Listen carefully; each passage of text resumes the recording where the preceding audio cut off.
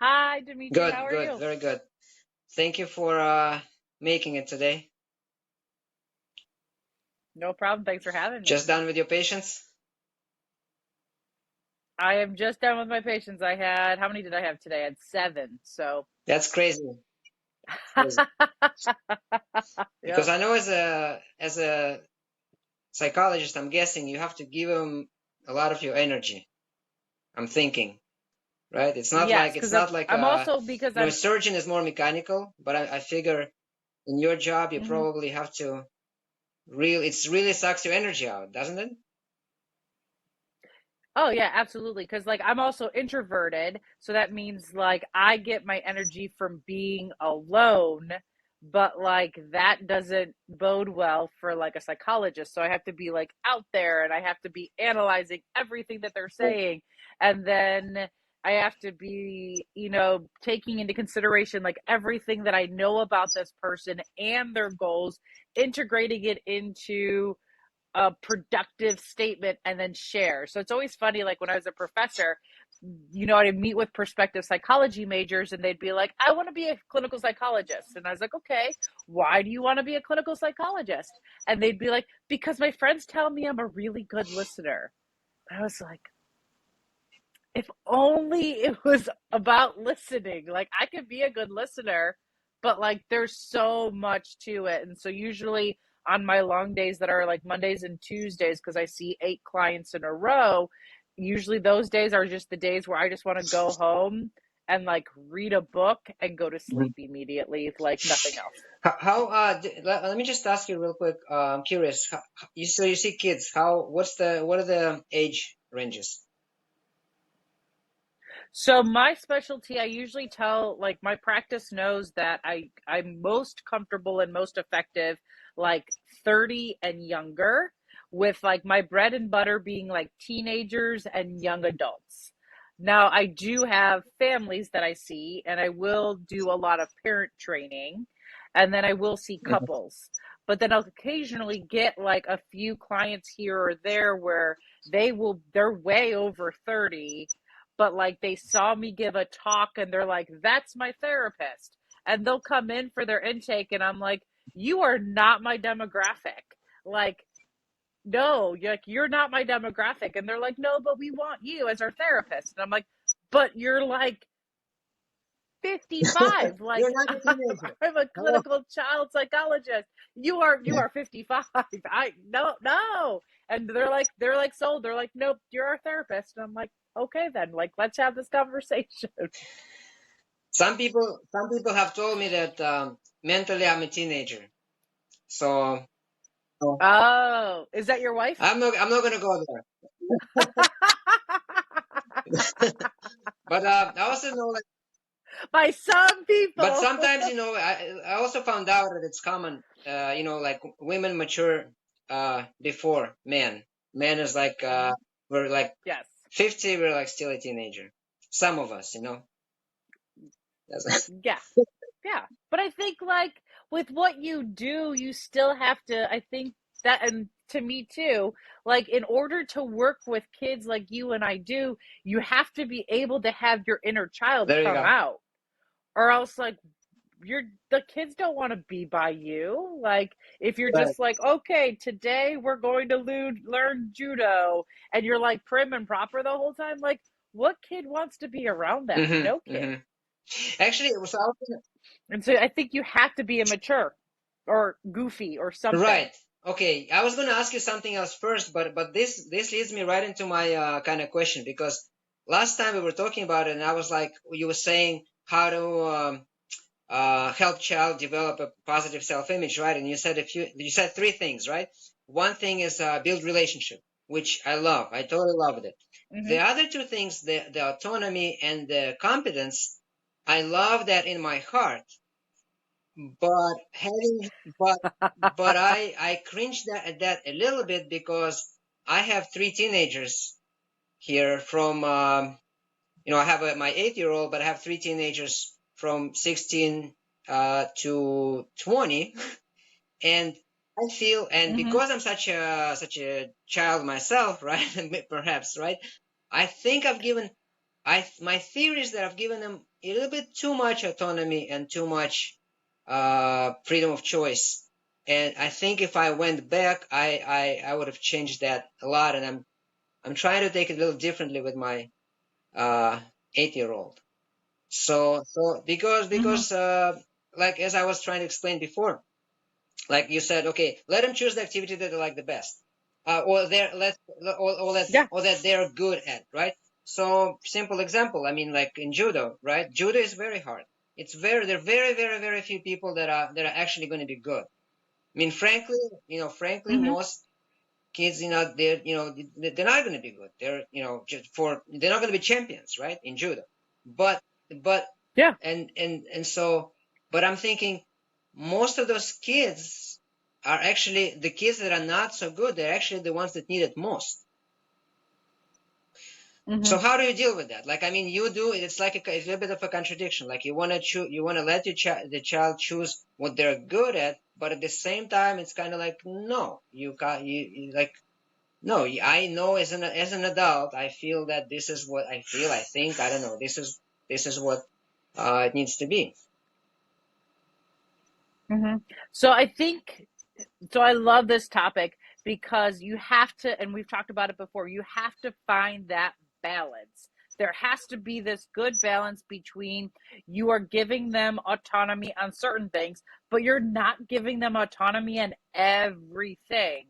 Like you want them to get a taste of what Hmm. autonomy is, but not on everything, because there's going to be some things that you, as the adult, just know what's best because you have the experience that you need. And like allowing your children to have the ultimate say is stupid. Like you have to find that balance and give them some autonomy, but not all of the autonomy. Like, hey, my kids, if we let them, they would watch TV every Yeah. day, all day long. Literally, they love it. And but we don't allow them. But like, they get a lot more TV at my parents' house, their abuelo's house. And so, like, just the other day on Saturday, my husband and I were planning on doing like a date night. And we're like, okay, well, do the kids want to like stay over at my parents' house for a few hours when we do a date night, or do they want to do a sleepover? And all of a sudden, all three of my kids started chanting, sleepover, sleepover, sleepover. Why? Because as soon as they walk in the door, they get to grab the iPad and they get to turn on the TV, and then they just become TV and iPad, mush for the rest of the day. Whereas our house, they get like one episode in the morning and maybe one episode after nap time, but they have to earn that. And so, like, we know that screen time all of the time is a bad idea for their mental health, for their physical health, for their intelligence. And so, you have to be the adult, you have to be the parent and set those boundaries so that they can be a fully functioning adult when they Right. get older. So I'm gonna restate what you just said, like the way I process Mm-hmm. it, and you're gonna tell me Yeah. if I got it right or not. Because I feel Okay. like yeah, it's all this is good, but at the end it's like, well, how, like for me, like what is that formula? Yeah, I know there's no formula, but what is that guidance? How Mm-hmm. do I find that balance? And sometimes the way I think a little bit, it's not 100% that way, but a little bit, you have to be smart and you have to give them freedom within the choices that you have created. You cannot just ask them, what are we going to do? Mm-hmm. Right? That you cannot give open-ended questions. Now, Yeah. then you're done. You have to say, is it going to Yeah. be, you have to decide, as an adult, you have to create Mm-hmm. boundaries, and within those boundaries, that's when you give them the choices and the autonomy. Is that correct? Yeah, so I would say like this is a perfect example. So thank you for bringing this up, Dimitri. Is that like when they're kids, like when they're young kids, right? You don't say like, what do you like, which shirt do you want to wear? And then the kid's just standing there in their drawer and they have all these shirts. You say, do you want to wear the blue one or the red one? and you give them practice so they to develop decision making skills. And then as they get older, you slowly give them more and more and more autonomy, so that your teenager has far more autonomy than they did when they were, 3 years old. And so that they can start making decisions for themselves. You have worked them into developing those decision making skills, so that you don't have to be around all of the time to help them narrow Mhm. down their decisions. You want to like build that in. Like the kind of kids I want to raise is, and the best way that I've kind of figured out how to put this, the kids I want to raise are those kids that, if I were, and this is really morbid, so bear with me for a second, if I were to die tomorrow, right? Yes, my children would be emotionally devastated, but they would still be able to tie their shoes. They would still be able to clean up after themselves. They would still be able to take care of their basic needs, and they wouldn't need me to do all of Right. the things for them. Yeah, I think I've done a good job there because if I die tomorrow, my teenagers are going to have a party. Oh, I don't think they would have a My party. 8-year-old, I think she'll miss me. So, so hey, um, yeah. Oh, another thing I was going to say about this subject is that I think although we give them I'm still working that what is that balance? What is Mhm. that? Because it's easier Yeah. said than done. So I think uh, although you give them the autonomy and the choice and all that stuff, but still what you say matters a lot. So even though I can, Okay. so you can pretty much like, even though you technically give them the choice, but you can really, really sway that choice by trying to be, by repeating or not trying to be persuasive necessarily, but just repeating the things that you would like to get in their mind. And even though they might fight you at first, but it might stick. So as for example, like your kid says, I don't want to do judo, but you just keep saying, but I think you do like judo. But let's talk about it. Hmm. Here's why, because you want to be this, you want to be this, but you're good at judo. So maybe just even though you give him the choice, you really should make an effort. I think you should make an effort to imprint something that you want to imprint in their heads, not just give up. Right. I think with that, you could say, like, okay, I hear you saying that you want to quit judo, but I will allow you to quit judo after X amount of time has passed, and we revisit and explore why you do like judo versus why you Right. don't like judo. Got it. But okay, but sorry Like, to interrupt, but I know, I'm sorry, but here's another example. Like, how about school, right? So, I don't even know what okay. your stance on school is. Just so you know, my three older kids, they went to public school, and my 8-year-old, we're homeschooling Hmm. her. We've come, Okay. but for most people, school is not where you give kids a choice. Do you not? What is your stance on that?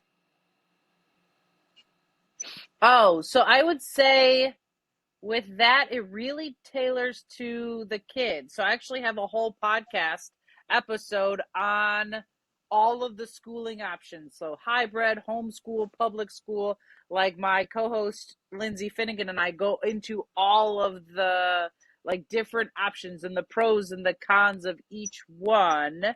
And so I think with that, it really depends on the child. And like some kids are going to do really, really well in public school. Some kids are going to do really well in homeschool. And so I don't think you can like do a definitive option for each Hmm. child. So like I have a niece who was homeschooled. Like my niece and my nephew were homeschooled, and eventually my nephew went back to public school because he just had a more outgoing, extroverted personality that homeschool wasn't all that good for, where she has a much more introverted personality and a high IQ.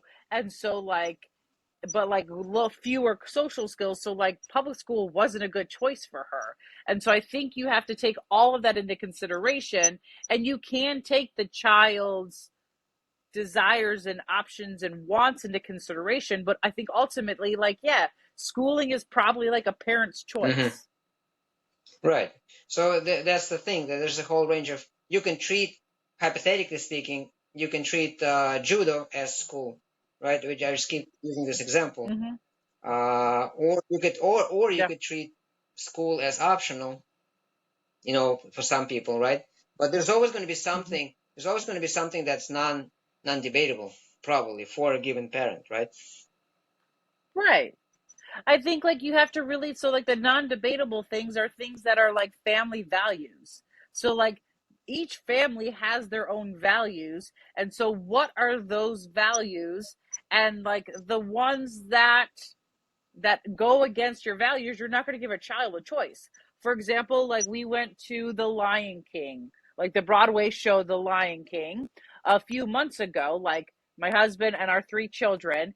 And one of our values is when you go to the play, you dress up, you look Hmm. nice. And our son wanted, he could wear athletic leisure day in and day out. Like he loves his Hmm. shorts and his t-shirts, his sneakers and his socks. That's what he would wear every day if we let him.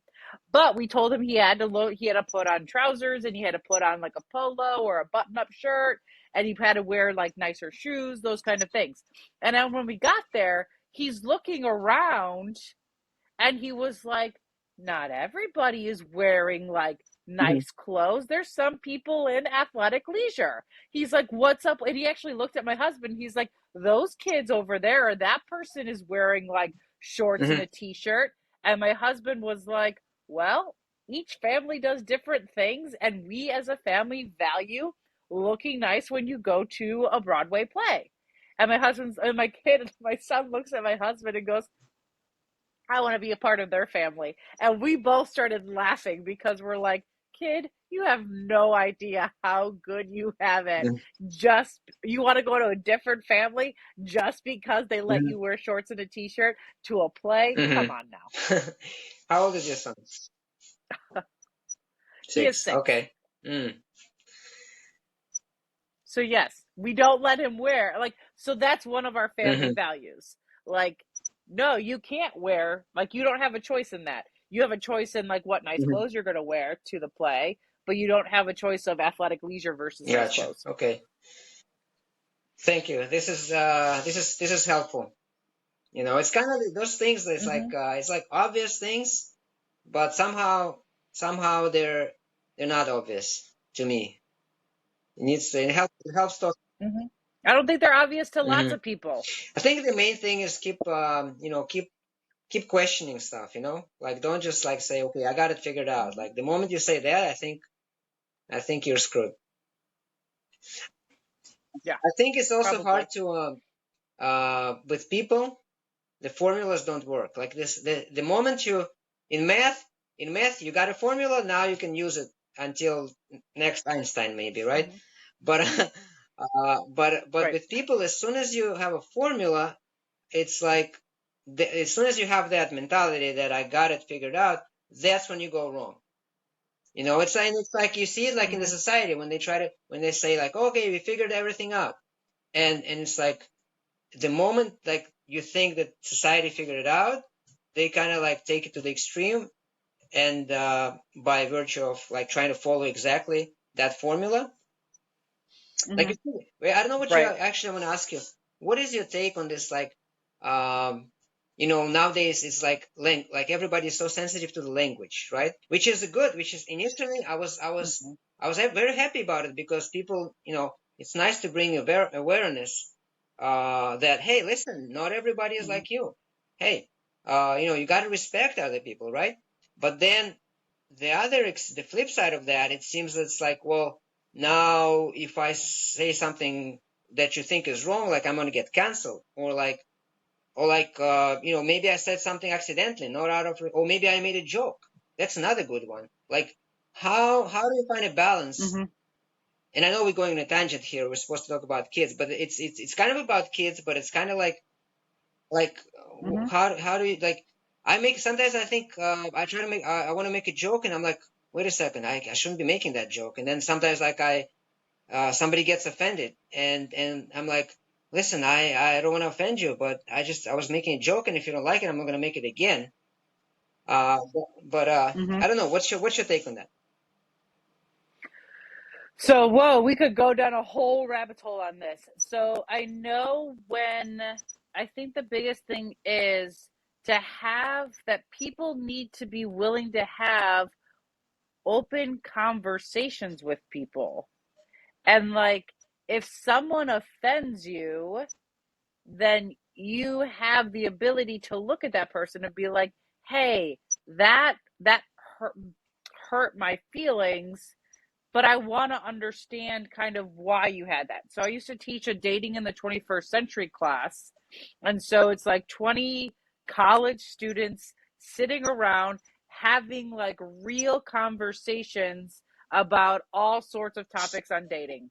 And so I would tell them the very first day of class that you, as a person in this class, are not allowed to look at another person and shut down their opinion because what they said offended you, and that it was your job as the person who was offended to try to ask questions of the person who quote unquote offended you, to try to better understand where they're coming from.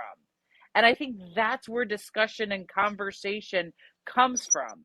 We need to be willing to have conversations where no one necessarily wins, but the goal of the conversation is to learn from each other and develop better understandings of each other. So like if you said something that offended me, I would say, okay, like where, like tell me more about that, Dimitri. Like why do you think that way? Tell me more of like this or that. And I would ask you questions because I'm not going to automatically assume that you're Right, trying right, to right. offend me. And so I think so many people, and we see this a lot with like your preferred pronouns. A lot of it, like when I was in the university area, there I remember going to this diversity workshop, and the question came up of, should you always provide your preferred pronouns? And my thing was like, I'm not going to like provide my preferred pronouns.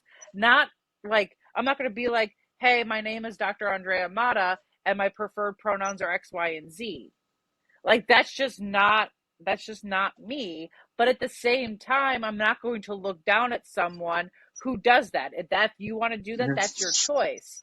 But then if I mistakenly use your non-preferred pronouns, please let me know, and then I will be sure to use your preferred pronouns, but don't like go and tell everyone that I'm a terrible, awful person because I messed up your preferred pronouns on your like on the Mhm. first time. Now, if I continue to use your unpreferred pronouns time and time again, then by all means go and tell the world that Dr. Andrea Amata is a Mhm. jerk and doesn't respect people's, preferences, those kind of things. But I think we need to give people some grace when it comes to language, because language changes all of the That's right. time. Like I'm pretty sure I'm I'm pretty up to date on the LGBTQIA plus community, but a lot of the time there's new language being introduced that like I don't even know what that language is. And so like for me it's okay, what does that mean? Can you define that for me, because I want to know more Hmm. about it. Yeah. I have these conversations all the time with people, and it's interesting. Um, and also this just like besides the pronouns. Oh, by the way, speaking of pronouns, you know this Canadian psychologist, what's his name? Peterson, right? Jordan Peterson. What? Dr. Jordan I have Peterson. not really dived into that topic, but wasn't. I mean, he seems like a reasonable guy. Couple times I listened to him, but he had some kind of consequences for. Mhm. Do you know that story? Yeah, so it's my husband loves Dr. Jordan Peterson. And I had like a client who like it was weird, but he also loved Dr. Jordan Peterson. And so it was in Canada, I think the university was telling him that he was going to have to do something with the pronouns, and Dr. Jordan Peterson like refused to follow along, and then it just he got a bunch of attention because of Hmm. his stance to go against what the university Hmm. was telling him. And what is your take on this? I mean, I'm actually a little bit ambivalent on that because yeah, I don't think it's right for you to just judge me when if I happen to have to use a pronoun, one or the other. Uh, but on the other hand, like I was thinking, if I were him, right? If I was this Mr. Peterson, right? And the university asked me, I'm like, listen, you asked me, oh, okay, fine, whatever. You know what I'm saying? Like this, that's what you want me. I'll try. Like maybe I make a mistake sometimes. Like, I'm Mm-hmm. sorry, but I'll try. I wouldn't make a big deal about it. So I kind of see both sides. I'm not sure. What do you think? Mm-hmm.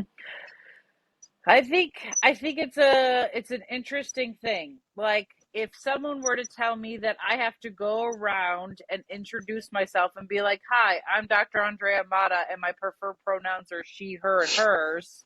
Like that seems weird to me. Like that to me that seems weird, and probably 99% of the time I'm going to forget to do it because it's not a salient part of my Hmm. identity. But at the same time, I would hope that we were able to have freedom of choice and free will, that okay, like if I want to say that, that's awesome. But if someone else doesn't want to say it, then they shouldn't have to say it. And I remember like the university that I used to be at, we were there was a lot of debate about this diversity statement, and that we all needed to include this diversity statement on our syllabi, blah blah blah blah blah. And I was like, well, what if you as a faculty member don't believe in the diversity statement? Like that's a lack of Right. diversity of thought. You are now canceling this faculty member's diversity of thought to insist that they have this comment or this statement on their syllabus, that they believe in, that they promote and they, accept a Right. diversity of everything. And I'm like, and here's the other thing. Imagine if you're a student who's going up to this professor, and you perceive that this professor, because they have it in their syllabus, is very approachable when it comes to diverse issues, and then they're not at all. And that's going to go sideways because now you get into this conversation and you're like, well, it's on the syllabus, but the professor doesn't believe in diversity. Like, we need to accept that diversity of Isn't thought. it funny how like with people like you come to a contradiction so fast because it's like sounds Mm-hmm. so bizarre. Like you're by trying to embrace diversity, or not, I shouldn't say embrace, by trying to like Promote. promote. There we go. Promote diversity. You might be without realizing it, demoting the diversity of thought, right? So you're doing Mm-hmm. the opposite. So that's Correct. very interesting, and that the contradictions also come with the parenting, like we discussed at one point. Let's assume you were a perfect parent, right? You're perfect, you do everything Mm-hmm. perfect, and then by virtue of being perfect, you are not perfect because you have not given your kid an Mm-hmm. opportunity to see what it's like. How do you apologize? If you're perfect, you never apologize, right? So how is a kid going to learn that Mm-hmm. because most people are going to fail. So how you're not giving the kid the Mm-hmm. opportunity, right? To learn how to act when Right. you fail. Mm-hmm. Yeah. Speaking of which, I'm so sorry. I'm like totally not following a plan, but it's just I have so many questions for this, and I'm so happy when I can remember something. We actually, me and my wife, we have these discussions. You're going to help me. My private therapy Okay. session, right there. So I told. You're my eighth client of the Yes, day. thank you. I appreciate it very much. So we have this eternal discussion we could not figure it out in 20 years of living together. I said Okay. very quickly when we got married, we realized that we have very different opinions when it comes to kids. And I said, okay, you know what? I think uh, unlikely that we're gonna resolve our differences. Unlikely, but let's not have the arguments in front of the kids. I said, let's just let's just do that. But she Okay. has a different opinion. She says, "Well, how are?" What's her opinion? She says, "No. How are the kids gonna learn how to resolve the arguments if we never argue in front of them?" And I said, honey, we never resolving our arguments, so I don't think they're gonna learn from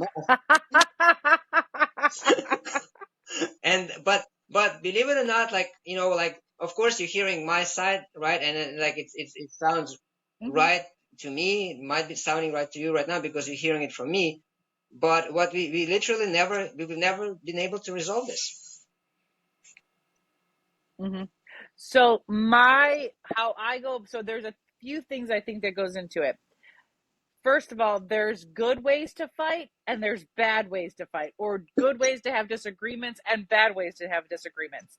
So if you and your partner can, have fights and disagreements in appropriate ways, then by all means have those disagreements and fights in front of your children, because then it teaches them how to resolve fights and disagreements in an appropriate way.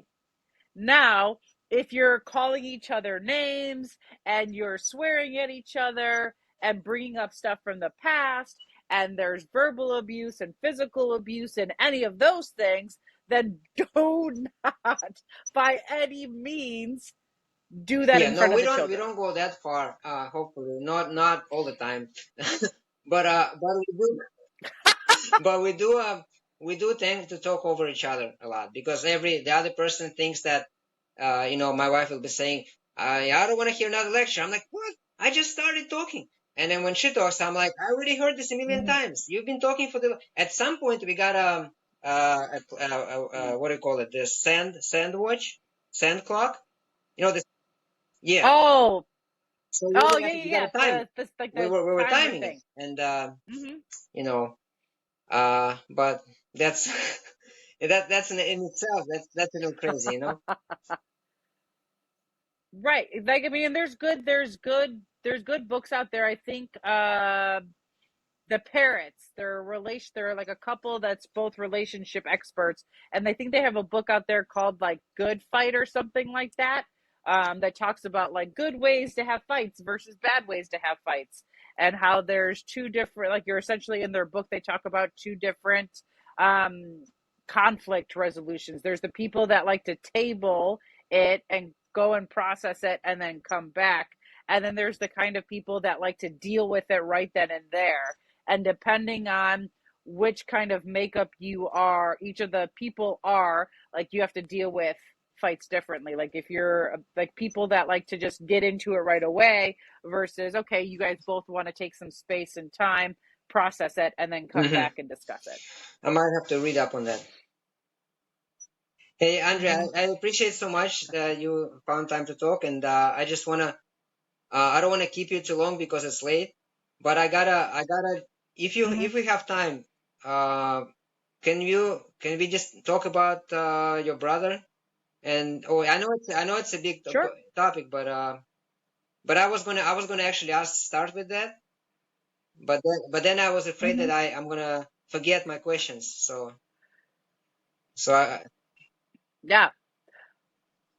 So I mean that's a long conversation. So the gist of it is, so when I was 11 years old, my brother was murdered. He was 18 by a man that he considered a friend. And so it was the whole long story. But so he was murdered by him. We have never really understood why. Like we have some theories why. Because like my brother was like a straight laced kind of guy. Um, and this other guy, the guy who murdered him, was definitely not. Like he had warrants out for his arrest, and He had a wife, but he was trying to reconcile with his wife, but then he had a girlfriend too, and multiple kids he wasn't providing for. And just we were complete, like we came from two completely different households, but they were friends. And so one day he and the murderer and his girlfriend took my brother out for one of their routine drives in the forest preserves, and my brother wasn't feeling well, so he was in the passenger seat of his car, and the murderer's girlfriend was in the driver's seat. She was driving, and the murderer, was in the back seat, and he took a knife out of his briefcase, and or not knife, he took his bandana off, and he choked my brother for 15 seconds or so as they were driving through the secluded forest preserves. And then my brother went unconscious, but then he wasn't dead because he didn't choke him long enough. And then when my brother made a noise, then that's when the murderer took out a knife and stabbed my brother twice in the neck. And then they pulled over in the forest preserves, dropped my brother's body off in a ditch, and then threw all of my brother's stuff out of his car, drove up. We lived in Chicago, so drove up to Michigan, backed, went to like a bus station, backed my brother's car into, because in Michigan you only have to have one plate, you don't have to have two plates. So backed my brother's car and took off the front license plate because you don't have to have a front license plate, and then hopped on a bus down to Florida, threw the knife away, threw out the bandanas, all that stuff away, took my brother's money, and then went down to Florida. And then, like a week after they did it, then his girlfriend convinced him to confess. And then, fast forward 2 years, and we were going for the prosecutor was going for the death penalty because it was all premeditated, it was pre-planned. They were going for the death penalty, but the judge came back and said because the murderer had a rough life, that he was not sentencing the man to death, and so sentenced the murderer to 80 years in prison, in which he only served 27. So he's actually out. He got out of prison last year. Wow. So wait. So they killed your brother. I mean, I guess you don't 100% know, but it was for whatever little money. I can't imagine he would have like a lot of money on him. Mm-mm. He did, like, yeah, it was like there was payday. So they had gone to cash, like it was payday that morning, so they went in to cash my brother's check.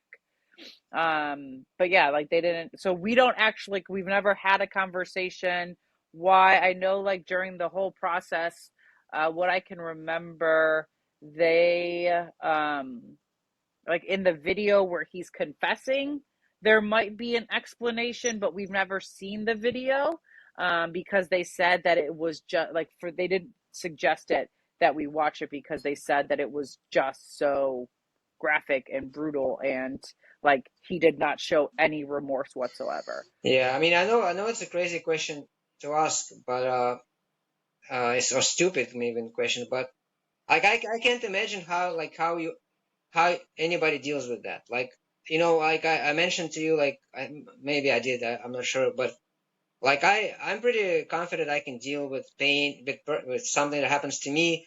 Um, you know, Mm-hmm. as a matter of fact, I always tell people I'm never going to see a psychologist. I'm just not, just because I know I can deal Mm-hmm. with it. I just have that confidence. But if something like this Mm-hmm. happens, like I wouldn't be. I have no idea. I could just I don't know, take my life or Mm-hmm. something. I don't know how to deal with that. How did your parents deal with it? How did you deal with Mm-hmm. it? I think we were extremely close knit family. And so I think we tried, one of the things that I talk about in my TEDx talk is that I talk a lot about like protection. And like my parents protected me from a lot of the stuff. So they, gave me the freedom that they could give me, but they also protected me in ways. So like for 2 years, my parents went like on a semi-regular basis. Like they did not miss one court proceeding, not a single one over 2 years.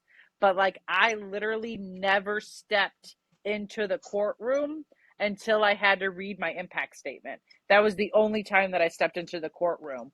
And even then, that day, they were still protecting me. Like, I was put, like, I was taken down. It was actually the woman who told us, came to our house and told us that my brother was murdered, that they found his body. She's actually the one that like took me down to the cafeteria so that I wouldn't see like the riffraff in the riffraff of, coming in and out of the court proceedings. And I only went in once it was time for me to read my impact statements and my brother's impact statements to be read, and then my mom to give her impact statements. But how did I get through it? I think they tried to return us back to normalcy as much as we could. So, like, we found out on a Friday, and the next day I had a fundraiser for my softball tournament, or for my softball team. And I went there that morning. And I remember my mom telling me, my coach looked at her and was like, "Do you think she should really be here?" And my mom's like, "This is where she wants to be." And like, what is she going to do at home? Like, there's newscasters and that swarming our house. Like, that's not what we want for her. We want her to be around her friends. We want her to be, able to be goofy and, try to, it was a car wash. And so I think my parents tried to return me to normalcy as quickly as I possibly could. And then another thing that I remember was, I think the year after, or the summer after it happened, um, they sent me to, there was this camp called Marcy's Rainbow. And so it was a camp for kids whose a family member had been murdered. And so for a weekend, I spent it around other kids who were just like me. Like, they had a Mm. family member who was murdered. And so again, it felt more normal compared to, if I am, like, I remember I was a sophomore in college and I was in a, what was it? Christian living and moral life class. And the professor asked, like, the class, like, is there anyone for, like, I'm going to ask a question about the death penalty. He's like, is anyone, is anyone in favor of the death penalty? And a few people, including myself, raised my hand.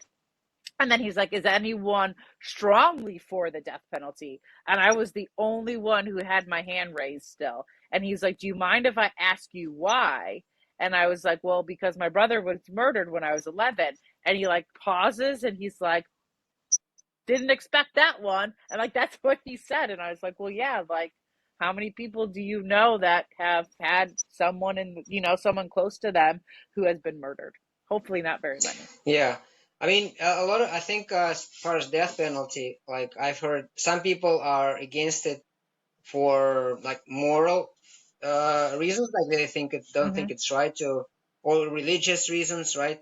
I'm personally, I'm far from that. I believe that some people deserve to die, and not only that, they deserve to be, like, it's not enough to kill them. Like, speaking of Mr. Putin, for example, like, Mm-hmm. who started this war and killing, and Yeah.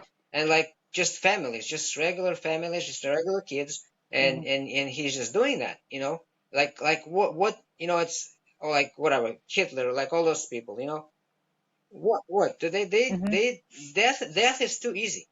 It's too easy, in my opinion.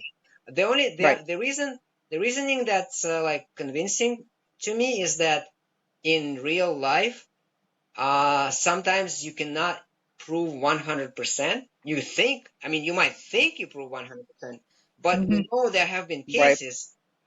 many cases where people who would have been, killed, right, executed, Mm-hmm. then they actually Yeah. found out they were not guilty. So, that's the reasoning Mm-hmm. that would convince me against the death penalty, because it leaves that chance.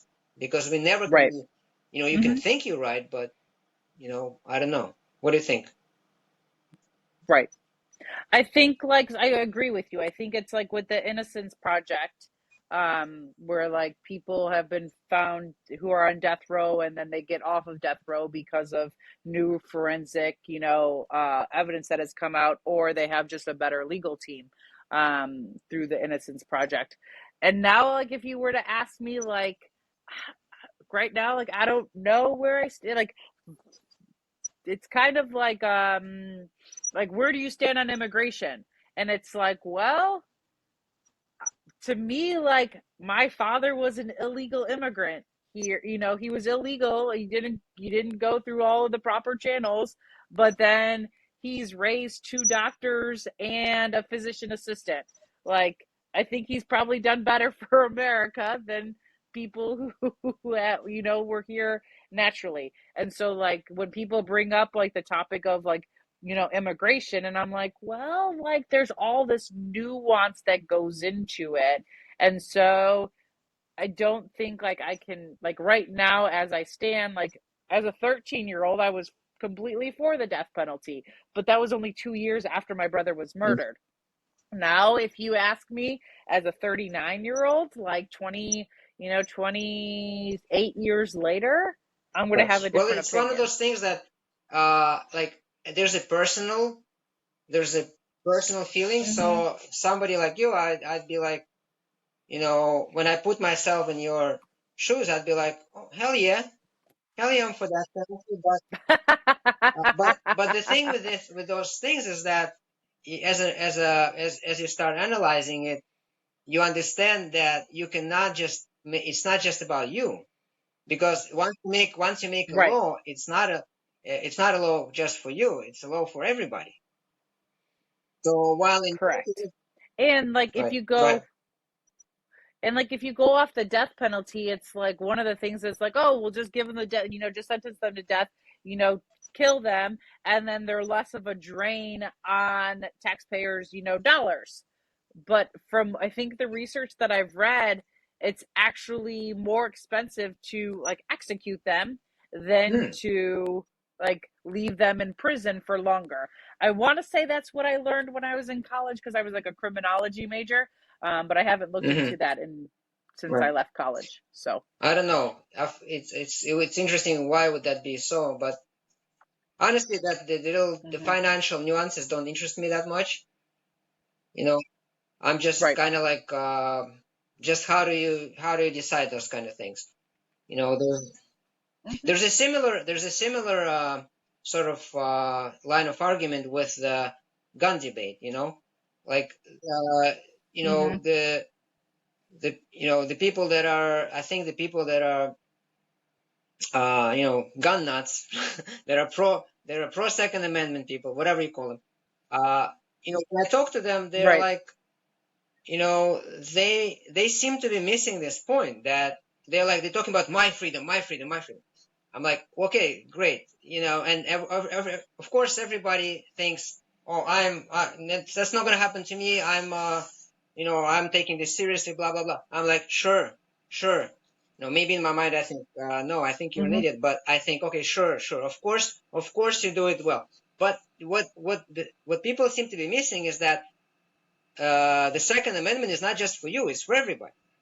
If it's a constitutional Hmm. right, that's a constitutional right. That means that everybody has a right before they have a chance to prove that they're not an idiot. Hmm.